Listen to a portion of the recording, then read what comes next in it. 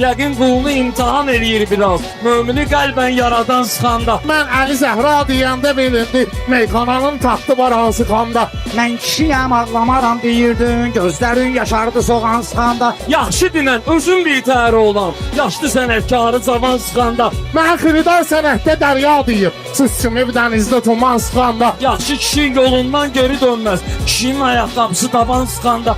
Əsas məni uşaq-mışaq sıxmasın, nə olacaq məni xırdalan sıxanda. Yadıma salacağam düşəndə qırğına, səni havasını var ənkaran sıxanda. Mən biləni yadıma düşər Türkoba, atələt gəlib başvan ağan sıxanda. Lənkəranın limonu satarkən meyvə. Beynini dableyni falan sıxanda. Ay sənətin sərcəsi, dağladıysan, başvudu yandan çalağan sıxanda. Ata qozalıb, ana qozalıb qorxuram, yaşamaq istəmirəm zaman sıxanda. Buzlu marojna yağıyırdın o vaxtı, kişiləri bumbuz maqadan sıxanda. Sən özün də Bakıda keyf eləyirdin, Xudayarı dağlarda duman sıxanda.